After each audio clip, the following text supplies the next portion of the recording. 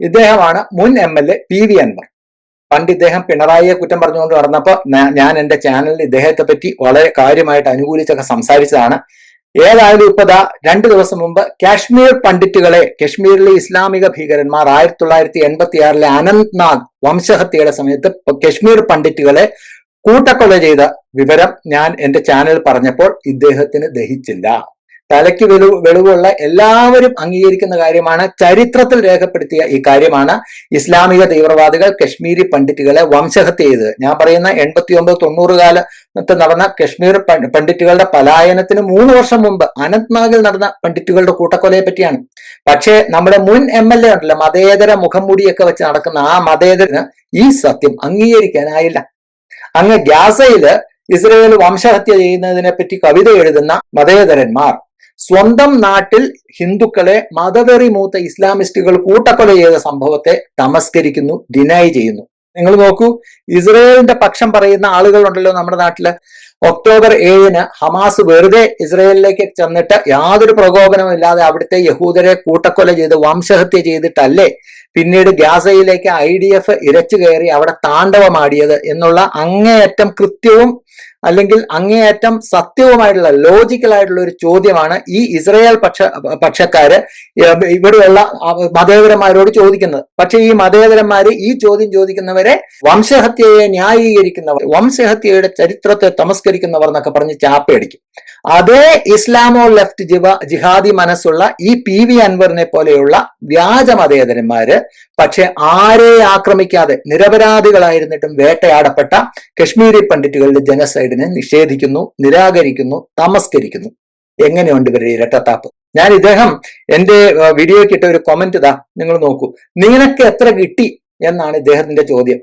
അതായത് പണ്ഡിറ്റുകളുടെ കൂട്ടക്കൊലയെ പറ്റി ഞാൻ പറയുന്നത് എനിക്ക് ആരോ പണം തന്ന് പറയിക്കുന്നതാണ് എന്നതാണ് ഇദ്ദേഹത്തിന്റെ കണ്ടുപിടുത്തം, അല്ലെങ്കിൽ ഇദ്ദേഹത്തിന്റെ നിലപാട്. പണമാണ് എല്ലാം, പണം കിട്ടിക്കഴിഞ്ഞാൽ എന്ത് വൃത്തികേടും ചെയ്തും എന്നുള്ള ശീലം ഉള്ള ആളുകൾ, അല്ലെങ്കിൽ അതിനുള്ള മനസ്സിനെ തയ്യാറാക്കി വെച്ചിട്ടുള്ള ആളുകൾക്കാണ് ഈ ചിലരെല്ലാം നിലപാട് മാറ്റുമ്പോൾ അത് പണം കിട്ടിയിട്ടാണ് എന്നവർ കണ്ണുമടച്ചങ്ങ് തീരുമാനിക്കുന്നത്. അത് എന്റെ കുഴപ്പമല്ല, അത് ഇദ്ദേഹത്തിന്റെ കുഴപ്പമാണ്. തീർന്നില്ല, 1 മാസം മുമ്പ് എന്റെ വേറൊരു വീഡിയോയുടെ താഴെയും ഇദ്ദേഹം ഇതുപോലെ തന്നെ ഒരു വഷളൻ കമന്റ് ഇട്ടിരുന്നു. നിങ്ങൾ ആ കമന്റ് നോക്കൂ. ഇവന് നല്ലൊരു ഓഫർ കിട്ടിയിട്ടുണ്ടെന്ന് അറിയാൻ കഴിഞ്ഞു, അതിന്റെ പ്രൂഫ് ഉടനെ വരുന്നതായിരിക്കും. അൻവറെ, എന്നെ നീ എന്ന് വിളിച്ച ആ ഒരു ഭാഷയുണ്ടല്ലോ, അത് ഞാൻ പ്രയോഗിക്കാത്തത് നിങ്ങൾ നാട്ടുകാരുടെ ചെലവില് ഇപ്പോഴും ഒരു തോറ്റ MLA എന്നുള്ള പേരിൽ പെൻഷൻ വാങ്ങി കഴിയുന്ന ഒരു പഴയ ജനപ്രതിനിധിയാണല്ലോ. എന്നേക്കാൾ നിങ്ങൾക്ക് പ്രായക്കൂടുതലുമുണ്ട്, അതുകൊണ്ട് മാത്രമാണ്. അല്ലാതെ സിയറ ലിയോണിലെ നിങ്ങളുടെ സ്വർണ്ണഖനി കണ്ട് കണ്ണു മഞ്ഞളിച്ചിട്ടൊന്നുമല്ല. കുമാരനാശാന്റെ ചണ്ടാല ഭിക്ഷുകി എന്നുള്ള കവിതയിൽ ബുദ്ധസന്യാസിയായ ആനന്ദനെ പിരിഞ്ഞിരിക്കാൻ വയ്യാതെ അയാളൊരു അനുരക്തയായി മാറിയ നമ്മുടെ മാതങ്കിയെ പോലെ ഈ ഉള്ളവനും 1 മാസമായി മനമുഴറി ഉല്ലോലചിത്തനായി ഇങ്ങനെ കാത്തിരിക്കുകയാണ് അക്ഷമനായിട്ട്. എന്ത്? ഞാൻ സംഘപരിവാറിന്റെ കയ്യിൽ നിന്ന് കൈപ്പറ്റിയ ആ കോടികളുടെ രേഖ ശ്രീ PV അൻവർ പുറത്തുവിടാനായിട്ട്. ഇന്ന് വിടും, നാളെ വിടും, മറ്റന്നാൾ വിടും എന്ന് പറഞ്ഞ് ഇങ്ങനെ ഭീഷണിപ്പെടുത്തുന്നുണ്ടല്ലോ. ഇപ്പൊ മാസം 1 എന്ത് പറ്റി തോറ്റ MLA?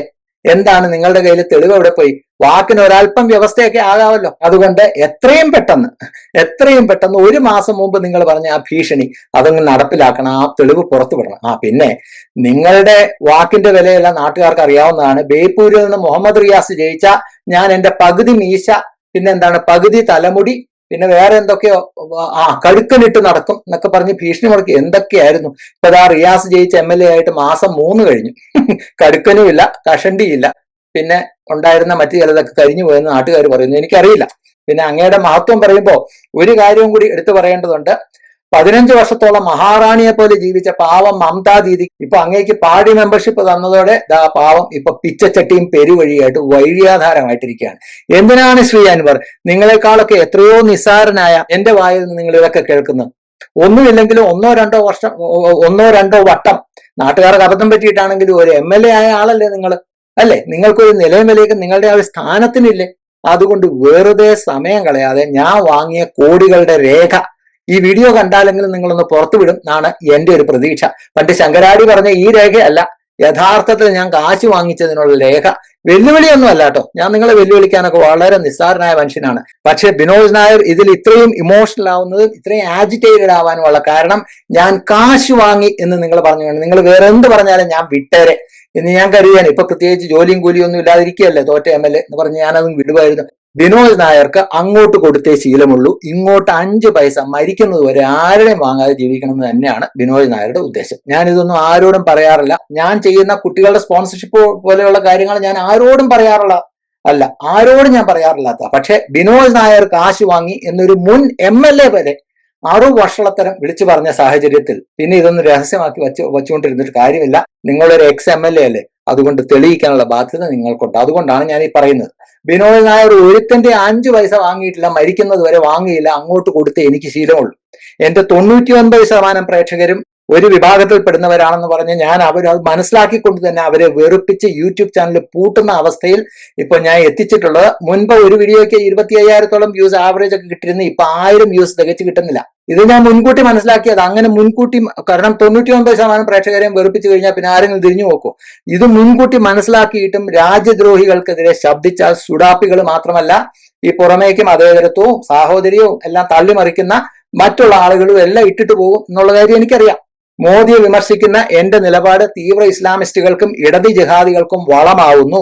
അവരതിന്റെ പേരിൽ രാജ്യവിരുദ്ധതയും ഹിന്ദു വിരുദ്ധതയും പ്രചരിപ്പിക്കുന്നു അതിന്റെ മറവിൽ എന്നൊക്കെ തിരിച്ചറിഞ്ഞ നിമിഷം ബിനോയ് നായർ നിലപാട് മാറ്റി. എല്ലാ രാജ്യദ്രോഹികളോടും അൺസബ്സ്ക്രൈബ് ചെയ്ത് പൊക്കോളാൻ ഞാൻ അങ്ങോട്ട് പറഞ്ഞതാ. അന്തസ്സും ആർജവും ഉള്ള മനുഷ്യർ നിലപാട് തെറ്റി എന്ന് മനസ്സിലാക്കി കഴിഞ്ഞാൽ, കാരണം ഓരോ സമയത്തും നമ്മൾ പഠിക്കുന്ന പുതിയ കാര്യങ്ങളുടെയും പുതിയ ഇൻഫർമേഷൻ, നമ്മുടെ മുന്നിൽ വരുന്ന പുതിയ ഇൻഫർമേഷന്റെയും തിരിച്ചറിവിന്റെയും വെളിച്ചത്തിൽ നമുക്ക് നിലപാടുകൾ തെറ്റാണെങ്കിൽ അത് മാറ്റണം. യൂട്യൂബ് ചാനൽ പൂട്ടിയാ പൂട്ടട്ടെ, ഞാൻ ജീവിക്കുന്ന ഈ യൂട്യൂബ് ചാനൽ കൊണ്ടല്ല. യൂട്യൂബ് വരുമാനം ഉണ്ടായിരുന്ന കാലത്ത് അതിൽ നിന്ന് ആ വരുമാനത്തിൽ നിന്ന് $1 പോലും എന്റെ ഭാര്യയ്ക്ക് ഒരു കമ്മല് വാങ്ങാനോ അല്ലെങ്കിൽ എന്റെ മക്കൾക്ക് കളിപ്പാട്ടം വാങ്ങാനോ അവർക്ക് ആഹാരമോ അല്ലെങ്കിൽ അവർക്ക് വസ്ത്രം വാങ്ങാനോ എനിക്ക് എന്തെങ്കിലും ആവശ്യത്തിനോ ഞാൻ എടുത്തിട്ടില്ല. അത് മുഴുവൻ ഈ യൂട്യൂബിൽ നിന്ന് കിട്ടുന്ന വരുമാനം മുഴുവൻ ഞാൻ നേരത്തെ പറഞ്ഞതുപോലെ എന്റെ മക്കളെ പോലെ തന്നെ ഞാൻ കരുതുന്ന എന്റെ രക്തത്തിൽ പിറക്കാതെ പോയ ആ മക്കൾക്ക് വേണ്ടിയേ ഞാൻ ചെലവാക്കിയിട്ടുള്ളൂ. ഇന്നിപ്പോ യൂട്യൂബിലെ വരുമാനം വട്ടപൂജ്യമായപ്പോഴും ഞാൻ എന്റെ 2 മക്കളെ പട്ടിണിക്ക് ഇടാത്തതുപോലെ ആ മക്കളെയും ഞാൻ പട്ടിണിക്ക് ഇട്ടിട്ടില്ല, ഇടുകയില്ല. എന്റെ ശമ്പളത്തിൽ നിന്ന് ദൈവം അനുഗ്രഹിച്ച് എനിക്ക് മാന്യമായി ജീവിക്കാനുള്ള ശമ്പളം എനിക്കുണ്ട്. ആ ശമ്പളത്തിൽ നിന്ന് ഞാൻ അവർക്കും കൊടുക്കുന്നുണ്ട്. അതെന്റെ ഉത്തരവാദിത്തമാണ്. ഞാൻ മരിക്കുന്നവരെ ഞാൻ നിറവേറ്റുകയും ചെയ്യും. ഈ രാജ്യത്തിന് തന്നെ അപകടകരമായ ഇസ്ലാമോ ലെഫ്റ്റ് ഇക്കോസിസ്റ്റത്തിനും മതേതര വേഷം കെട്ടി ഹിന്ദുവിനെയും ക്രിസ്ത്യാനിയെയും ദിവസവും പറ്റിച്ചുകൊണ്ടിരിക്കുന്ന പൊളിറ്റിക്കൽ ഇസ്ലാമിസ്റ്റുകൾക്കും എതിരെയുള്ള യുദ്ധം നമ്മുടെ ഈ ചാനൽ തുടരുക തന്നെ ചെയ്യും. എനിക്ക് ജീവനുള്ളിടത്തോളം കാലം, അല്ലെങ്കിൽ ഈ ചാനൽ ഉള്ളിടത്തോളം കാലം അതിന് നിങ്ങളുടെ എല്ലാവരുടെയും പിന്തുണ, നല്ല മനസ്സുള്ള, ഈ രാജ്യം നിലനിൽക്കണം എന്നുള്ള മനസ്സുള്ള നല്ല മനുഷ്യരുടെ പിന്തുണ അഭ്യർത്ഥിച്ചുകൊണ്ട്, പിന്തുണ എന്ന് പറഞ്ഞാൽ പണമല്ലാട്ടോ, 5 പൈസ എനിക്ക് വേണ്ട, വേണ്ട. 5 പൈസ വേണ്ട, എനിക്ക് നിങ്ങളുടെ പിന്തുണ മാത്രം മതി. ഒപ്പം ഒരു കാര്യം, ബഹുമാന്യനായ PV അൻവർ സാറിനോടും ഒരു കാര്യം പറയാനുണ്ട്. ദയവ് ചെയ്ത് ഈ കയ്യിലിരിക്കുന്ന ആ രേഖയുണ്ടല്ലോ, ബിനോയ് നായർ കോടികൾ എണ്ണി വാങ്ങി സംഘപരിവാറിന്റെ കയ്യിൽ നിന്ന് നിങ്ങൾ വെറുതെ തള്ളിമറിച്ച രേഖ ഇനിയെങ്കിലും ഒന്ന് പുറത്തു വിടണം സാർ. എന്തിനാണ് ഇത് കീശ തന്നെ വച്ചുകൊണ്ടിരിക്കുന്നത്? പുറത്തു വിടാൻ നിങ്ങളുടെ കയ്യിൽ ഒരു ചുണ്ണാമ്പും ഇല്ല, ചുക്കുമില്ല എനിക്കറിയാം. കാരണം ബിനോയ് നായർ ഞാൻ നേരത്തെ പറഞ്ഞ പോലെ അങ്ങോട്ട് കൊടുത്ത് ശീലിച്ചിട്ടേ ഉള്ളൂ, ഇങ്ങോട്ട് ഒരുത്തന്റെ 5 പൈസയും വാങ്ങിച്ചിട്ടുമല്ല. എനിവേ, ഞാൻ അവസാനിപ്പിക്കുന്നു. ഇത്രയും ദീർഘമായി സംസാരിച്ചതിന് ഞാൻ നിങ്ങളോട് മാപ്പ് പറയുന്നു. നിങ്ങളുടെ സമയം വെറുതെ കളയുന്നതല്ല, പക്ഷെ പറയാനുള്ളതെല്ലാം പറയണം എന്നുള്ളത് കൊണ്ടാണ് ഞാൻ ഇത്രയും നീട്ടി വലിച്ചു പറഞ്ഞത്. Anyway, thank you. Jai Hind.